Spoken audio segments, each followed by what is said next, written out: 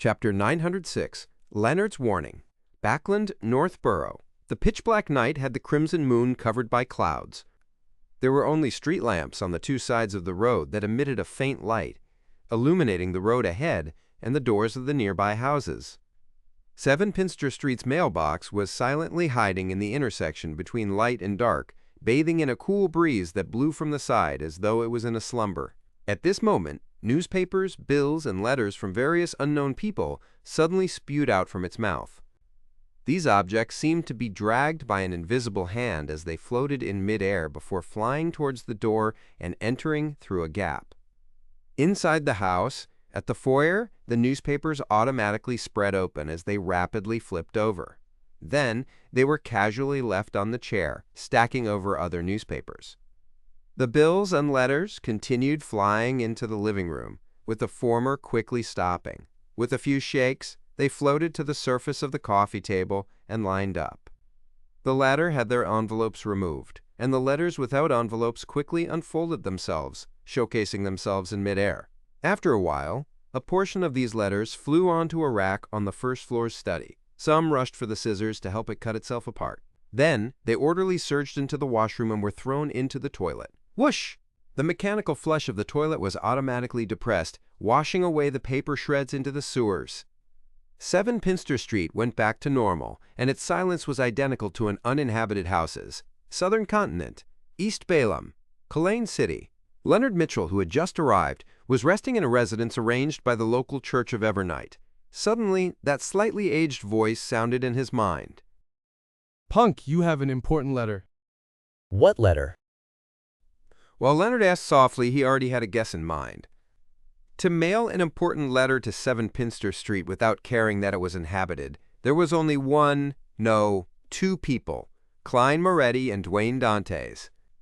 As for why the old man named Palez Zoroast could still clearly read the letters sent to 7th Pinster Street despite the Berserk Sea and half the northern continent separating them, Leonard had only a guess or two. This was because he had helped the old man capture a specter before. With regards to this, his theory was, Old man definitely used a worm of time to parasitize that specter, making it his eyes, ears, and mouth in the northern continent. At that moment, Palez Zoroast replied to his question. "It's from Klein Moretti. He said that while Dwayne Dantes was heading to the southern continent, he discovered traces of Int Zangwill on Waypoint Island in the Berserk Sea." Leonard fell silent immediately as his mouth turned agape. However, he didn't say a word. After a long while, he muttered with a slightly hoarse voice.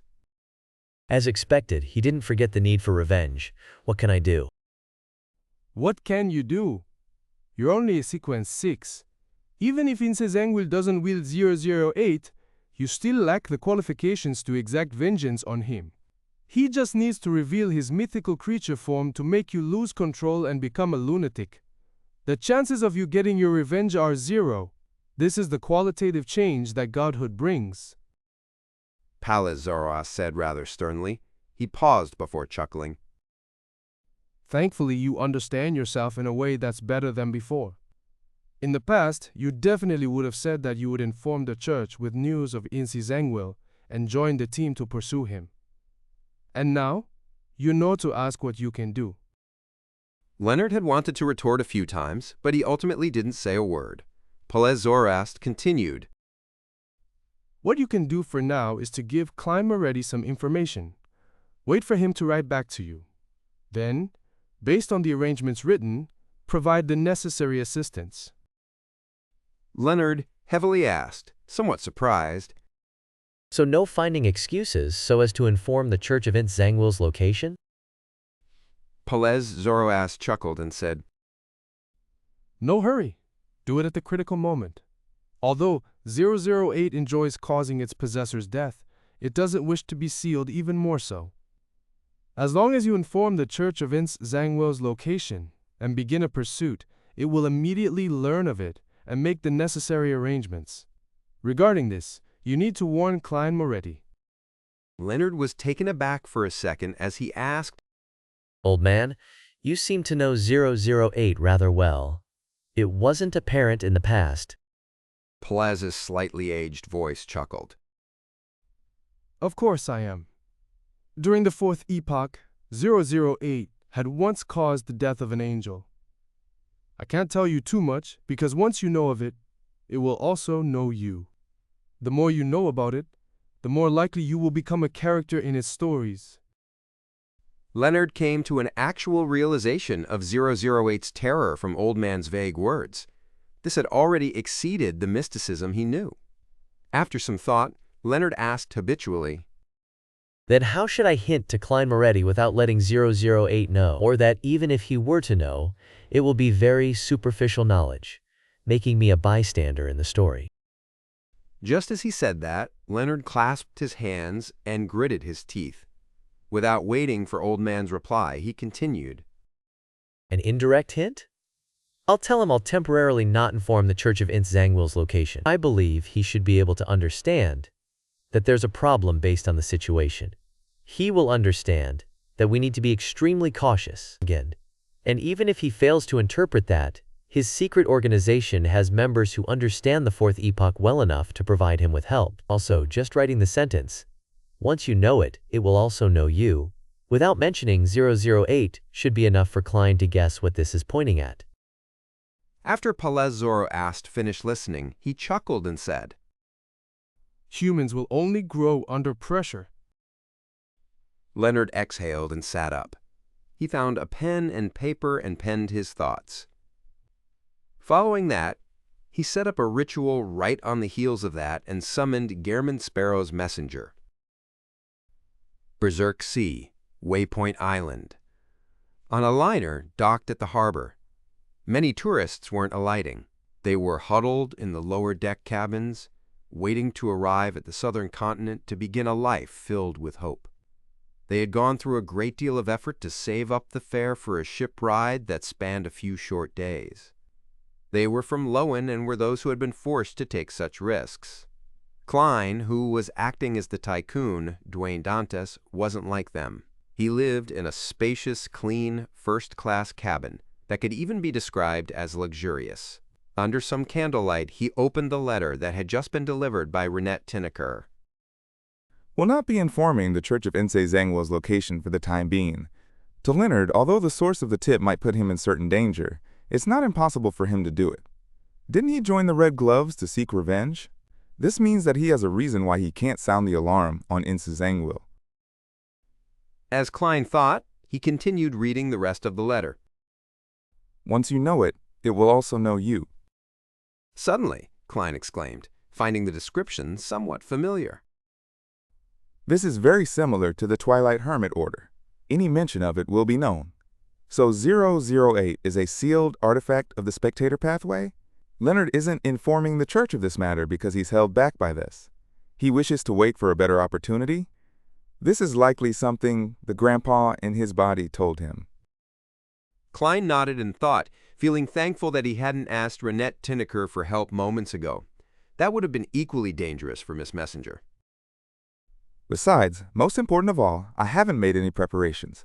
If I were to only rely on a helper I hire, my plan might very well be detected by 008 ahead of time. A series of coincidences would then be created, producing a targeted arrangement. Klein silently sighed and felt that he needed to do something, but he was at a loss as to how to begin. From the angle of improving his strength, the acquirement of the corresponding ingredients of Bizarro Bane and Spirit World Plunderer depended on the subsequent request of the City of Silver's chief, and how long Miss Magician could receive the exact coordinates from her teacher. These were all dependent on external factors that Klein had no means of expediting. The only thing he could do was to try his best to digest the marionettist potion as quickly as possible. And after concluding most of the acting principles, the actual implementation was more important. Therefore, Klein believed that he needed to obtain 2 marionettes within a short span of time. He had previously been delaying it because he didn't have any good targets. It stemmed from him being in Backland with servants around him. Unless they were special marionettes, it was very difficult to hide their existences. And now, he was almost at the southern continent. He decided that as long as he identified an evil target who deserved the gallows, he would first transform them into his marionette until he had a better replacement. Perhaps using an ordinary marionette to complete a rather difficult task will accelerate the digestion. Heh, my standards for a marionette has dropped to its lowest. All it needs to know is Dutanese. That way, I don't have to hire an interpreter. After all, I can share their senses. Klein quickly made up his mind and planned on writing to Leonard Mitchell after he had a more advanced plan. East Balaam, Colane City. Klein carried his luggage and stepped onto the dock, touching ground on the southern continent. He looked into the distance at the city that was built on terraces. He silently said to himself, I have to have 2 marionettes when I leave this place. And before that, he had one thing to do. It was to lose the tail of the followers that the military had arranged. The 2 gentlemen were rather good at being spies, but to Klein, they were as bright as fireflies in the night. This was because, no matter how well disguised they were, Klein could use his faceless's ability of observation and his memory of a human's physical features and looks to recognize them at a glance. Chapter 907, The Power of Mysticism. Most of Colane City's buildings were built on paths that spiraled upwards. There would be squares or small towns in the middle, or on rather flat, open spaces. Klein carried his luggage, and with his spiritual intuition as a seer, he randomly chose a direction to proceed in and found a relatively lively bar along the way. There weren't many carriages on the streets, and the rental types were a rare sight. The most popular means of transportation in East Balaam was a coffin. This stemmed from their traditions of worshipping death. People viewed coffins as items that brought about serenity and peace. Therefore, Klein often saw people walking past him carrying a black coffin. The lids were lighter than the usual kind and were just like a carriage door that could be opened at any time. They're carried via 2, 4, or either people, or by horses or single-horned goats. Such a tradition is quite terrifying at night. It's not much better in the day. The entire city feels dark and creepy. Klein took in the scenery around him as he walked into the square. On the left was a cathedral of the Lord of Storms, and on the right were restaurants and bars. When he stopped in his tracks, a coffin being carried by 4 men was also lowered. As the lid was opened, the passenger inside the coffin stood up and took a step forward. He was a Northern Continent-style gentleman, dressed in a white shirt and black vest.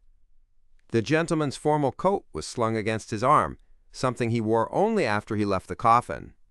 Then, Klein saw the man head straight for the Lord of Storms Cathedral and enter it. This sure is quite discordant. Doesn't the Church of Storms enjoy changing the traditions of the colonies and forcefully implementing those of Loan?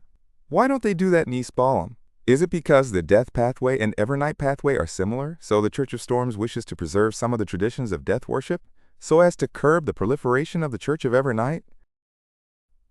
Klein nodded in thought as he turned to the buildings on the right, prepared to enter one of the bars there. Having experienced it personally, he came to the realization as to why the dressing style of the ancient Balaam Empire was written as such in so many history books. They enjoy wearing trousers, those that are light and breezy. They find creases beautiful. Isn't this to make it easier to lie in a coffin when outside? Klein shook his head with a smile as he pushed open the heavy wooden door. Squeezing through the drunkards, he walked towards the bar counter. And at this moment, the 2 military followers had deliberately opened up a distance from Dwayne Dantes to prevent themselves from being exposed. They had walked to the door side. Taking this brief reprieve, Klein suddenly switched directions and passed through the crowd like a fish in water, heading straight for the bar's back door. Although he didn't know Dutanese, he could read drawings on signs and knew where the washrooms and places where entry was forbidden to customers. After circling to a blind spot from the door, Klein quickly took off his coat and slung it on his arm. Immediately, with his golden cane, he reached out his palm to cover his face and slow down his pace. Turning directions again, he headed for the bar's entrance. After opening up a distance of nearly 10 meters from where he took off his coat, Klein lowered his face-shielding right hand to reveal a completely different face. His white sideburns, deep eyes, and elegant demeanor was all gone. He had switched to a common Loanese face that could be seen anywhere on the northern continent. With luggage and cane in hand, Klein walked staidly towards the two military followers. As they were looking for Dwayne Dantes, he walked past them and left the bar. Be it tracking or anti-tracking, they were both strong traits of a faceless. Returning to the square, Klein turned into a sloped alley that led to higher ground. He planned on finding a hotel elsewhere. As he walked on a rather deserted path, he suddenly heard a woman's frantic cries. The voice was only maintained for a very short moment before it was silenced. Mos pas esteller. Although he didn't know what she was shouting, Klein could sense the horror, fear, and panic in her voice. Hence, he switched directions and entered a narrower and more deserted trail. In less than 10 seconds, he saw a local man in his 30s who was pressing against a 13 or 14-year-old girl in a secluded corner and was using violence against her. His skin was brownish, and he had rather soft facial features. Klein took a glance and slowed down his pace before stopping in the nearby shadows. At this moment, the girl's face was extremely horrified and distorted. However, regardless of how she struggled, she was unable to free herself and had only received a beating in response. Her tears and snot flowed out while her mouth was stuffed with cloth. All she could do was produce muffling sounds. At this moment, she was surprised that the rotten egg's attempts to take off her clothes had slowed down. Without having the time to consider what was happening, she subconsciously looked at the rotten egg and found that his eyes had widened. His facial muscles were writhing slowly, but he was unable to form a complete expression on his face. Then, his limbs twitched and paused as they continued doing what they were doing but were easily avoided. The girl instinctively pushed him, which had ended up having surprisingly excellent results. Freed, she immediately stood up and fled. However, she couldn't help but feel her legs go limp. After a few steps, she tripped over a stone and nearly fell to the ground. At this moment, she heard the sound of footsteps behind her. Reeling in anxiety, she fumbled to her feet, but almost immediately, the sounds of footsteps suddenly ceased. The girl subconsciously looked back only to see the rotten egg standing 2 meters away. His joints were making strange actions, as though they were rusted. What's happening? The girl felt as though she was having a nightmare. The brown-skinned man struggled for a moment before quieting down. Revealing a smile, he said in Dutanese, "In the future, when you meet someone like me, remember to head for the nearest cathedral, or somewhere where there's plenty of people." The girl was taken aback for a moment before she screamed. Turning around, she ran as fast as she could. Subconsciously, she chose to run in the direction of the square where the cathedral was. When the calm and silence of the deserted spot was restored, the brown-skinned man turned to look at the nearby shadows where Klein walked out from. A new marionette. His body isn't strong enough, and he's not nimble enough. He lacks beyonder powers, and looks rather fierce. Apart from knowing Dutanese, he's completely useless. If it wasn't because he was committing a crime, and that I wasn't proficient in the local language, I would have buried him immediately. Klein simply evaluated. He couldn't help but make a comparison with his former marionette, Admiral of Blood Senior. Senior was a wraith and was capable of mirror blink. He could hide in gold coins and reflective surfaces. I didn't need to worry that he would be seen by others. He also had shriek and the ability to possess others. Together with a marionettist, it's a perfect combination. More importantly, he also knew Dutanese. Comparing this marionette in him is like the difference between a penny and 42,000 gold pounds. I've no idea what his name is, and I can only use powers to sense some superficial thoughts. I have no way of obtaining deeper memories unless I encounter someone or something familiar. There would be a corresponding change in the spirit to release more information. I'll just call him Ah Fu. Ah, no, that's too Chinese. Oaf it is. Klein rubbed his temples and sighed. He needed to leave the area with his new marionette, Oaf, before the girl led the clergyman over. Before long, with the help of his marionette's translations, he found an inn to stay in at the border between Cologne City's flourishing and backward area. This place didn't need him to provide any proof of identity. even though Klein had already changed his appearance to that of a regular local. There's an even greater lack of administration management than the colonies at sea. Klein put down his luggage and threw most of the cash he brought with him above the gray fog, leaving only 50 pounds for his daily expenses. Meanwhile, having crossed the Berserk Sea, and without needing to be afraid of causing any further anomalies, he took down the copper whistle and iron cigar case from the mysterious space above the gray fog so as to make it easier for Mr. Azek to locate him. After finishing all of this and having had dinner on the liner, he had the spare time to seek out his second marionette. As for how he could find one, Klein, who didn't understand Colane City well enough, decided on using his traits as a seer and do so with mysticism means. With oath, he left the inn. Klein snapped a branch of a Donningsman tree and used it as a dowsing rod. With great familiarity, he used cogitation and muttered, Location of my new marionette. In the silent environment, pairs of cold eyes seemed to pierce through the obstruction of the incorporeal and the corporeal and landed on the dowsing rod. The branch fell to the ground and pointed in a direction. After advancing forward a little, he did another divination and followed his new revelation. 7 to 8 turns later, he arrived at a steep staircase. Hediance, this staircase was connected to many roads in Colane. One had to look up to see the top, and there was no one at all. The divination's revelation is pointing here. Why isn't there anyone here? The result isn't accurate because I didn't do a divination above the gray fog, but I'm already a sequence 5 marionettist. My divination abilities are definitely one of the best below that of high sequence beyonders. Klein frowned slightly as he surveyed the area, but he failed to find any targets. After some thought, he walked towards the staircase and sat in the shadows of the lowest step. He then waited in boredom despite a lack of confidence. After a few minutes, he stood up again and made Oaf sit where he was sitting. Passima, then Klein opened up a gap from him and hid 200 meters away in a hidden spot. Colane City, Lower Lip District, Leonard Mitchell, male, and Daly Simone, female, arrived at a nearby district with the Red Gloves team captain, Soest, male. With the night as cover, Soest emphasized the operation to all the members once again.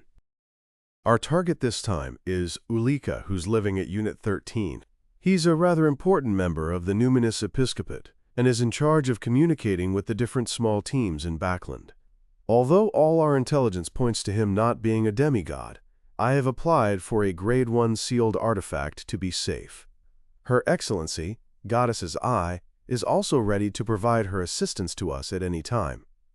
Also, most of the residents of this district are locals. We have to be wary of them also being members of the Numinous Episcopate. Chapter 908, Not Leaving Any Problems. Lower Lip District, 13 Canine Street. The plump Ulika was sitting on a sofa with his tiny, dark brown eyes and skin. Wrapping a dried yellowed tobacco leaf and 10 different kinds of southern continent herbs and spices together, he cut it into long strips. Then he held his self-made East Balaam smoke pipe in his hand and brought it close to the matchstick his subordinate had lit. The end blackened and curled as it glowed red. Biting at its end and taking a deep suck, Ulika slowly exhaled white smoke that was tainted with light blue hues. He looked at the visitor on the single-seater opposite him and said, This is what a cigarette is. A real cigarette. The ones in the northern continent are only suitable for children. The person sitting on the single-seater was a man in his 40s. He had a high nose, blue eyes, and gentle facial contours. His black hair was thick and curly. His skin color wasn't too dark, but neither was it fair. He resembled a mixed blood between someone from Loan and Balaam, Furvai. He chuckled upon hearing that as he replied in Dutanese, Unfortunately, I have zero interest in any kind of cigarettes. Before Ulika could finish his sentence, Enzo, you don't know how to enjoy life at all. His powerful spirituality that was a result of his pathway had warned him of some danger. The way it suddenly came and appeared in such a pressing manner made Ulika instantly determine that the problem wasn't trivial. He had yet to leap away from where he was sitting when all he saw was darkness. It was as though he could directly see the night sky outside. A strong sense of sleepiness overwhelmed him as he felt a level of serenity from the bottom of his heart. Along Canine Street, be it the houses with lit lamps or extinguished lamps, it became abnormally silent at that very moment. It was as though no living being lived in them, or that everyone had fallen asleep at the same moment. At this moment, the snoring and slumped Ulika suddenly leaped up. His eyes wore the strange combination of a reverie and lucidity. Behind him, a nearly illusory girl with pale skin was stuck to his back at some point in time. This girl's eyes were bluish-green, and her lips were jet black. Her eyes were silently looking to the side, and her ghastly pale and translucent limbs had drilled into Ulika's body as though she was a spirit that couldn't be shaken off. Her existence brought a chill to his soul body, making Ulika barely resist his abnormal sleepiness as he broke free from the influence of a nightmare. Before Ulika could completely regain his lucidity, he instinctively rushed to the staircase. Extending his palms, he exerted strength towards the front, as though he was pushing a door that didn't exist. In a blink of an eye, a difficult-to-describe bronze door covered in mysterious patterns appeared in front of Ulika. It wobbled and creaked before cracking open a gap. The gap led to an endless darkness. In it were indescribable eyes that watched the outside world.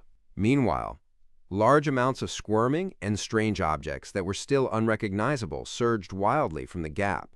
Ulika was about to continue exerting his strength to open the door and cause the terrifying world behind him to descend upon Canine Street when he suddenly saw a pair of pale, translucent palms appear out of thin air.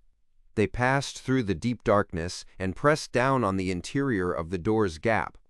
The palms didn't originate from anything. They weren't connected to a body, and the wrist was bloody. It was unknown who had severed them.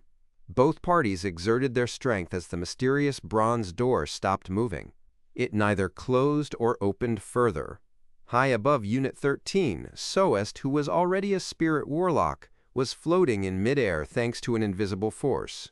His hands carried a sundial made of gold as he slowly raised it high. When the golden sundial was finally raised above Soest's head, its resplendent glow flowed out and quickly outlined and became one. Suddenly, another sun seemed to appear in midair, directing all the light and heat at 13 Canine Street. None of that caused any damage as they penetrated through the building and landed above the bronze door, enveloping Ulika, who was standing in front of it.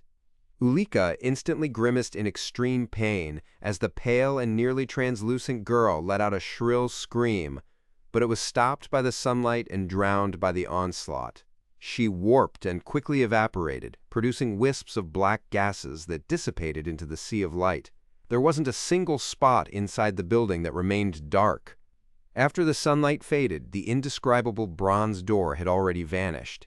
On the ground was a black, swollen corpse that was effusing pale yellow oil stains. With a boom, the corpse tore apart as a thin, tiny figure leaped out from inside. This figure had identical looks to Ulika, but its skin was raven black, as though it was stained in ink. The surface of its body, that stood at a height of around 1.2 to 1.3 meters, had sticky pus flowing across it. The moment he appeared, he dashed for the staircase with a ludicrous speed.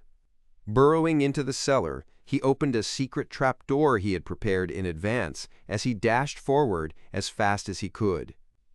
In just 10 seconds, the miniaturized black version of Ulika saw the entrance, Hope. He didn't lower his guard as he gently clenched his right fist, producing about 8 transparent, illusory figures from his body. They were of all kinds of shapes and sizes, as though they were an abomination that fused the characteristics of humans, plants, and certain animals. Some held Ulika's arm, others lifted his feet as they took off in flight. Right on the heels of that, a mechanical switch was shifted. Gears started rotating as the exit door flung open, leading to a silent and dark street corner. Further ahead were streets that stood on lower ground, and on the 2 sides of the streets were rows of houses. They appeared like the sea that churned with the light of the crimson moon. Ulika was just about to use the help of spirits to fly out of the secret passage and disappear into the other districts of Kulan City when his eyes reflected a foggy lake. The lake shimmered with light, producing a tranquil beauty. In the middle, concentric circles rippled out as beautiful and illusory figures floated up. This was a powerful type of spirit. Human legends often deemed it the goddess of the lake. Many a time, the strength of a spirit guide depended on the deceased or a natural spirit they found and controlled. It was the same with spirit warlocks. However, the inclination for spirit guides were the deceased, while for spirit warlocks, they were better at controlling natural spirits. At this moment, the strange transparent figures around Ulrika uttered a monotonous sound of horror. Throwing away the arms and legs they were carrying, they drilled into the thin, pitch-black body like the wind. With a crash, Ulrika fell to the ground, but he didn't feel any pain, which was a result of intense sleepiness assaulting him. It made him fall asleep without realizing it. At the exit, Daily Simone, who was wearing a spirit medium robe, with her face made up with blue eyeshadow and blush, walked out of some unknown location. Looking at the 1.2-meter-tall Ulrika, she said, "The deceased spirit he fused with is very strange. If it doesn't use a living human's body as a house, it will quickly dissipate. We need to make every second count in order to obtain information."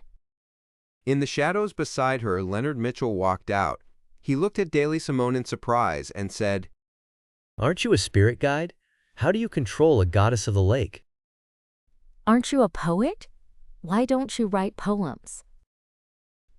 Daly snapped back. On the other end of the street, on a gentle cliff, a figure quickly moved downwards with the protruded pieces of rock, quickly landing in the shadowy corners of Jaw Street below him. His skin was light-colored, and his eyes were blue. He had thick raven-black hair that curled slightly. He was none other than Enzo, who had been a guest at Ulrika's place at Lower Lip District's 13 Canine Street. Enzo wasn't a member of the Numinous Episcopate. He was one of the traders of the Life School of Thought that had escaped under the enticement of the Rose School of Thought. Furthermore, he was neither a beyonder from the apothecary pathway that led to the vampire sequence, nor did he worship the primordial moon. He was only a person who didn't wish to accept the various rules set by his teacher and his teacher's teacher. He wished to lead a carefree life and take advantage of being a winner. Such a state of mind was strongly advocated by the Rose School of Thought's indulgence faction, so it didn't take long for him to formally join them, allowing him to freely satisfy all his various desires. This time, he was representing the Rose School of Thought to make contact with the Numinous Episcopate in Colline and discuss the possibility of cooperating on certain matters. To his surprise, Tenebrous deceased Ulrika had suffered a sudden raid by the Church of Evernight. It was a high-level raid. Thankfully, I'm good at anti-divination. The Church of Evernight members didn't know ahead of time that I was at Ulrika's place, and they didn't pay too much attention to me. They just thought of me as Ulrika's subordinate, allowing me to find a chance to escape the core region. Besides, that sunlight mainly purifies objects with the power of death, evil, and corruption. It didn't deal much damage to me. That's likely a demigod-level attack. Enzo walked to the shadows in the street and couldn't help but recall what had just happened. After fleeing quite a distance, he turned to look behind him and discovered no one was chasing him. He immediately heaved a sigh of relief and chuckled. A winner is a winner, the eternal winner. Enzo recovered his usual confidence as he proceeded down the street with a smile. Then he turned to his left and quickly moved down the stairs. It was a steep and long staircase that reached many lower-level streets. In the vicinity of Canine Street, Soest suddenly opened his eyes and said to Leonard and Daily Simone, There was a man named Enzo at Ulrika's place. He's a member of the Rose School of Thought and doesn't have a low sequence. He probably enjoys quite an important position. You are to quickly search the surroundings and see if you can find any traces of him and try to capture him successfully. Don't leave any problems behind. As for the other Red Gloves and the local Nighthawks, they either had to capture the remaining Numinous Episcopate members or were already capturing them in dreams. They hoped to obtain first-hand news as quickly as possible. Only a few were left behind to watch for any accidents and protect their companions. Yes, Captain Soest. Leonard didn't hesitate to agree. Daly grabbed at the wind and cupped her hand to her ear. After listening for 2 to 3 seconds, she said, The little guys around here tell me that someone did escape via the cliff. Chapter 909, Serving Good Luck. On the steep and long rocky staircase, the crimson moonlight illuminated its midsection, leaving rather thick shadows along its sides. Enzo was like a normal pedestrian at night, walking a little anxiously but without showing any signs of being flustered. He had a deep faith in his excellent good luck, being a winner in life, one that wouldn't be caught by the nighthawks. Seeing that he would be done after a few more flights of steps, Enzo, who was once a monster, suddenly sensed something as he turned his head to look at the shadows in the lowest point of the staircase. He then saw a figure sitting there in a daze. His looks and figure appeared rather indistinct due to the lighting, and he was dressed in the standard outfit of someone from East Balaam. The figure took out a box of matchsticks and struck a match to light up the surroundings. Enzo didn't bother sizing up the person when he suddenly saw a scene before his eyes. The figure threw a matchstick over as though he was gifting him something. And when the matchstick approached, it suddenly burst into a ridiculous inferno as a man wearing a formal suit and top hat walked out. Seeing scenes he shouldn't see and hearing sounds he shouldn't hear were a daily occurrence for a monster. Having become a winner, Enzo was already used to all of this. Without any thought, he fully believed in his intuition and lunged forward, jumping off the staircase and making 2 rolls onto the lower street. At the same time, the brown-skinned marionette oaf suddenly stood up. After bending his back, he hurled the matchstick in his hand at the location where Enzo was previously standing. Before the matchstick hit the ground, scarlet flames extended out into midair in a resplendent and brilliant manner. Amidst the flames, Klein's black-suited figure with a half-top hat leaped out. However, he had lost sight of his target. Klein had discovered someone rapidly coming down the staircase about 10 seconds ago, as though he was hiding from something. Suspecting that this was his new marionette, he immediately did a dream divination and obtained the revelation that the man was related to the Rose School of Thought and wasn't anyone good. With such a result, Klein didn't hesitate to take action. Unfortunately, due to the lack of time, he didn't have the time to use Paper Angel, which had been recorded in Creeping Hunger, to interfere with the target's spiritual intuition, and as a result, it made his ambush fail. At this moment, Oaf had already left the final flight of steps on the staircase. He was running with large strides towards Enzo, who had just stood up. Enzo's mind stirred. Without dodging, he nimbly turned his body to the side, avoiding the ordinary attack. Listen here.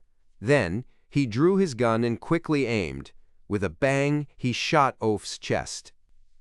As blood gushed out, Oaf staggered for a moment before collapsing. His breathing rapidly weakened.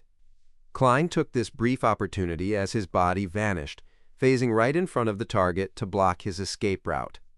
Enzo seemed to have an inexplicable, strange premonition. He immediately tightly shut his eyes. He didn't know why he did so, but as a mid-sequence beyonder of the Fate pathway, believing his intuition was an instinct. Immediately after that, Enzo frantically switched directions. Attempting to rely on his spiritual intuition, he rushed into another street. But at this moment, the man in the suit, who didn't have any outstanding features, appeared in front of him again. Klein's figure kept disappearing and appearing in every direction, as though he was running around Enzo at high speeds, often blocking his path but not dealing any direct attacks. Whether he used Beyonder powers or not, it made Enzo face a figure wearing a black suit and half-top hat no matter where he turned to. For an instant, Enzo, with his eyes closed, even imagined that he was facing a group of enemies instead of one enemy.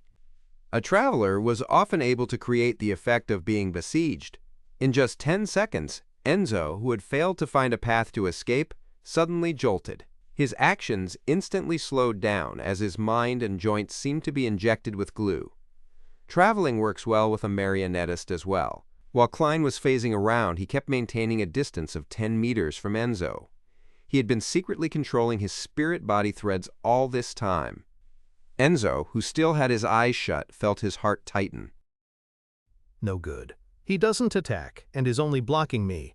not because he is waiting for the Nighthawks, but for another reason. Suddenly, he stepped onto a rock, causing his body to lose balance. He slammed heavily to the ground, causing his revolver to fly several meters away. Plop! The pain and shock had snapped Enzo out of his suppressed state. He found his fluidity again. Enzo was no stranger to such accidents. As a winner, he often obtained an advantage due to all kinds of low-probability events and thus clinch victory. Without hesitation, he was just about to dash towards the end of the street to his side and flip over the fence to jump into the sea, allowing what fate had arranged for him to escape his predicament when another scene flashed in his mind. In it, he was breaking out into a coughing fit, to the point of not being able to stand up or open up his stride. Enzo's heart skipped a beat as he suddenly felt a strong sense of delight. Ailments! The enemy can infect me with ailments. He isn't attacking me and is simply blocking my escape route in order to keep me in this area, thus infecting me with ailments in an unnoticeable manner. The green essence ring he wore came from a believer of the primordial moon. Upon activation, it could easily treat any ailments or injuries that weren't too serious. This is luck.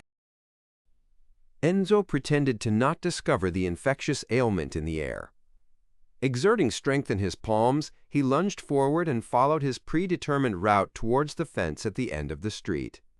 Moments after he took 2 steps, he suddenly coughed and involuntarily slowed down. His coughing didn't quell like usual. Instead, it was worsening as though he was about to cough out his lungs.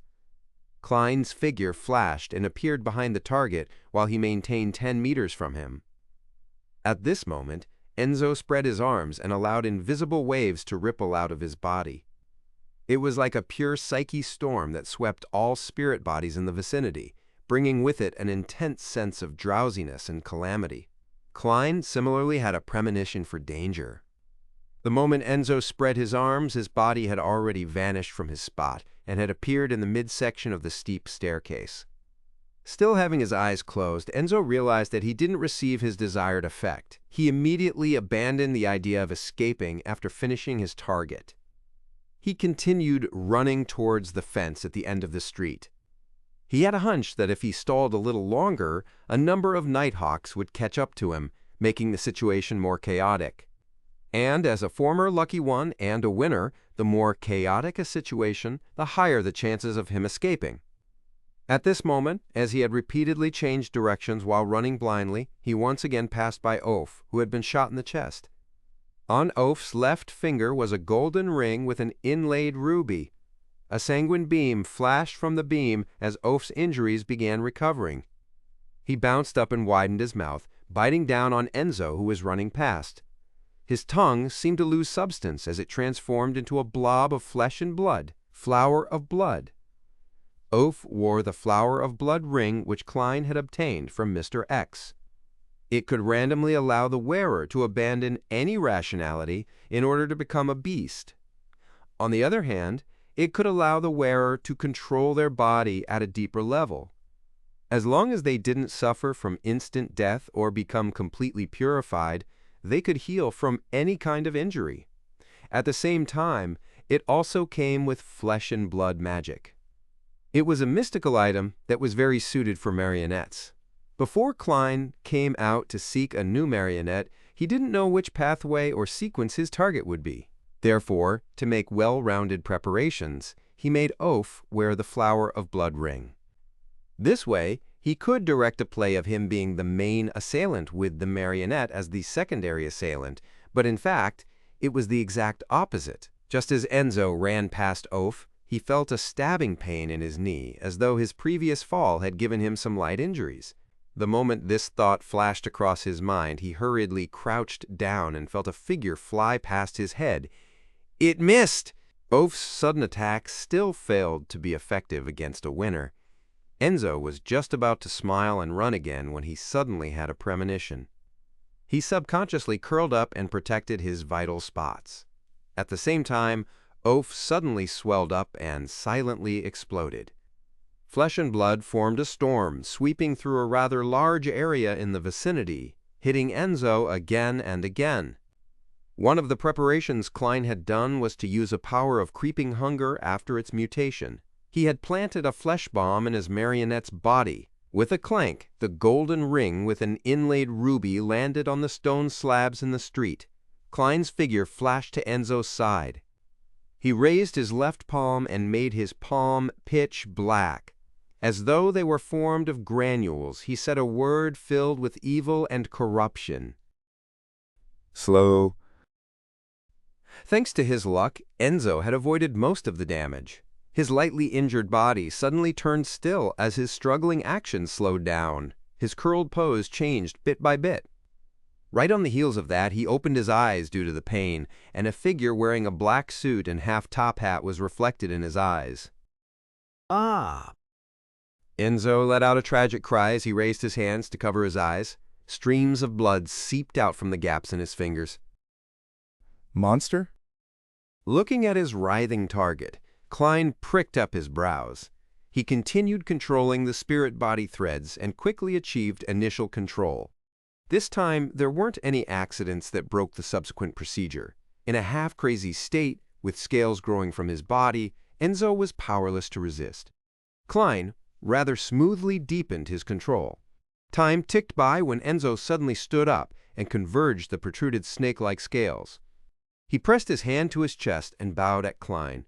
Then, he walked to the side and bent down to pick up the golden ring with the inlaid ruby. Wearing it on his left hand's index finger, it matched the emerald ring on his other hand. Klein held back the urge of looking at himself with his new marionette.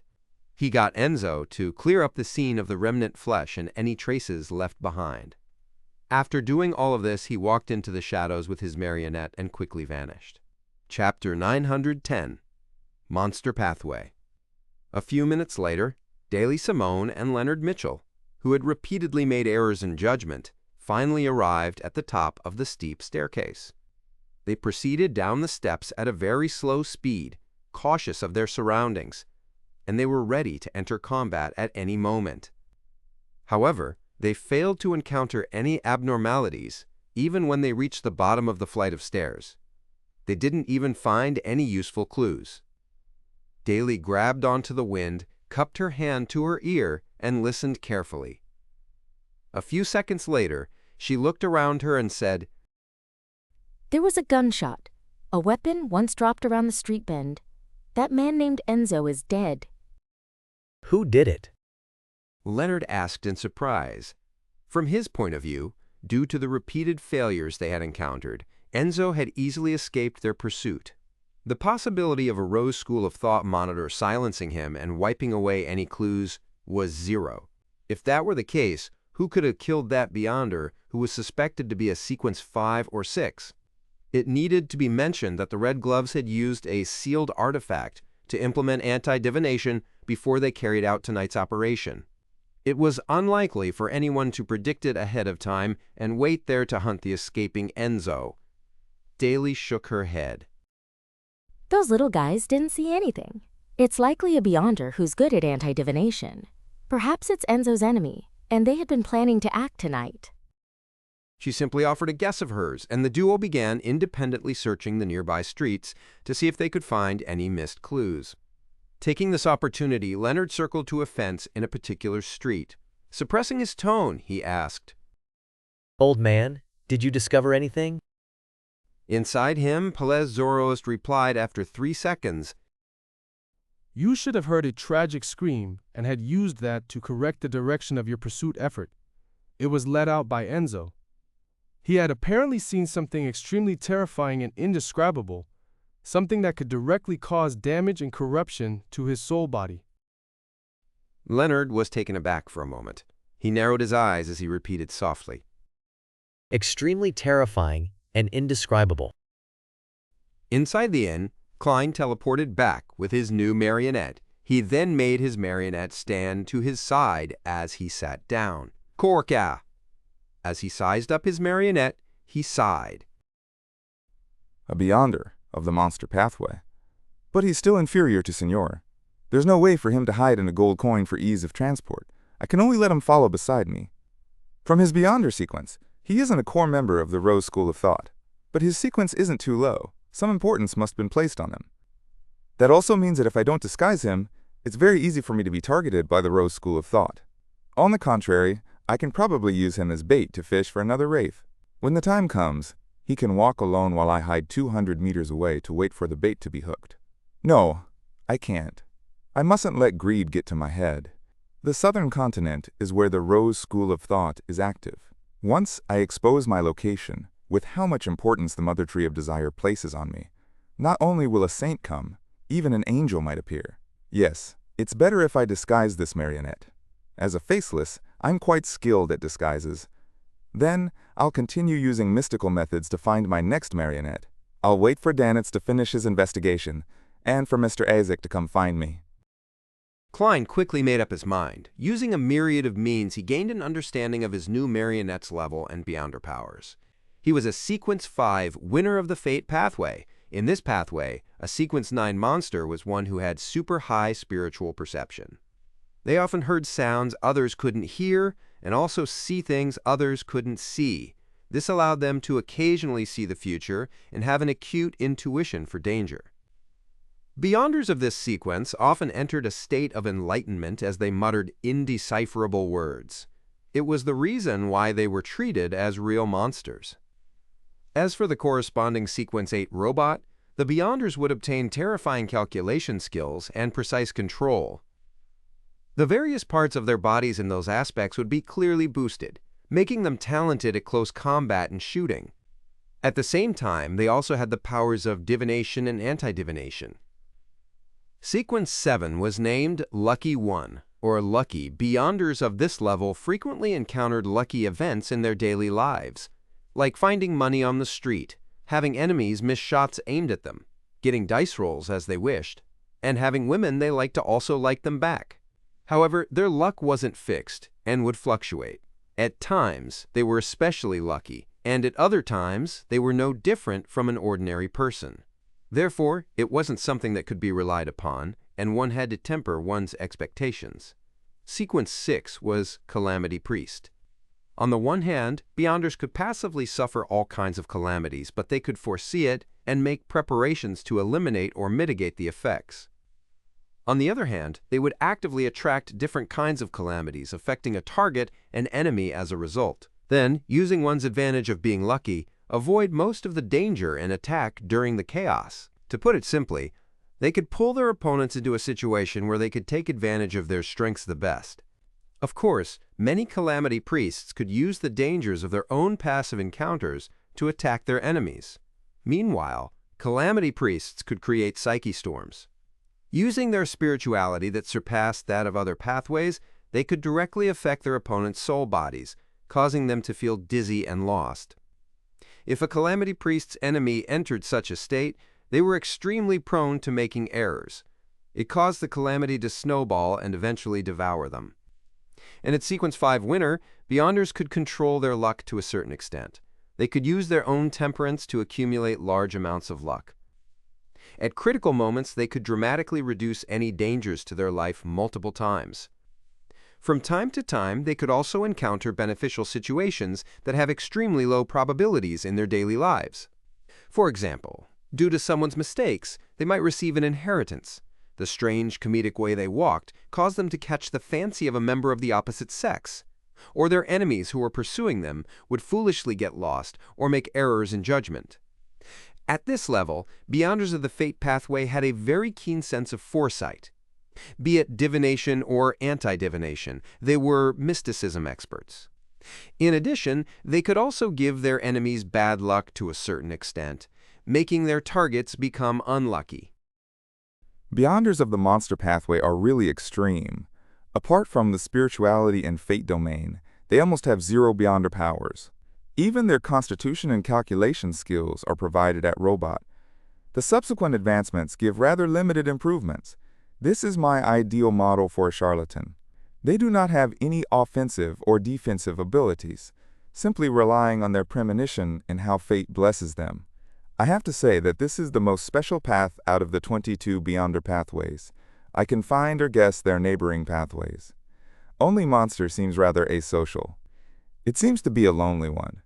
Perhaps the Beyonder pathway that focuses on fate is destined to be lonely. Klein silently reflected on the matter and had some ideas regarding the usage of his marionette. Of course, he still needed to carry out divinations above the gray fog. He needed to see if the passive good luck and calamities still existed after the Beyonder's actual death. If it really was present, Klein had to constantly face the trials of calamities. In comparison, Admiral of Blood Senior is still better as a marionette. Sigh, people only know how to cherish and regret once things are gone. Klein shook his head in a self-deprecating chortle. From the traits of the monster pathway, he thought of a few effective means to deal with their mid- and low-sequence Beyonders. First, it was to catch them by surprise to let them see him directly. They would directly see the gray fog or other images, causing them to suffer a catharsis of the mind and receive damage to their bodies, pushing them to the brink of losing control. Second, it was to throw a special item out, causing them to face the test of seeing what shouldn't be seen and hear what shouldn't be heard. In this aspect, Klein had a blood crystal that came from a high-level devil that could produce such an effect, Blatherer's Aura. Third, it was to entice them to give him bad luck and pretend to act unlucky so as to have an opportunity to strike back. Amidst his thoughts, Klein made the marionette empty his pockets, producing 35 pounds 10 soldi 7 pence and a leather wallet. The wallet's surface and interior had a flower and name embroidered on it. It appeared to be completely handcrafted. Enzo, whether that's your name or not, your name is Enzo. Klein shot a glance at his marionette as he moved his gaze down to the golden ring with the inlaid emerald on his right hand. Via divination, he learned that the ring was named Green Essence. It had one effect: treat any ailments or injuries that weren't too serious. And it was precisely because of this that its negative effects were trivial. It only attracted mosquitoes. Thankfully, I'm not the one wearing it. Monster Pathway Beyonders don't seem to wear many mystical items. Even if they do, they will wear one or two rather low-level ones. This is a requirement of fate?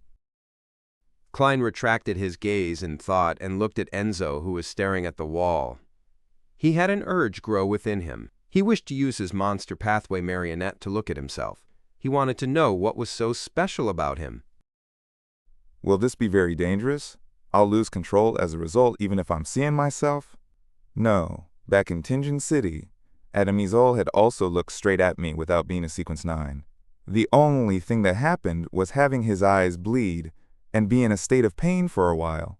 Although I have improved drastically from then, Winter Enzo didn't directly break down when he saw me just now. The reaction resembled my reaction when seeing Demoness of Despair Panatia's partial mythical creature form do a divination above the gray fog.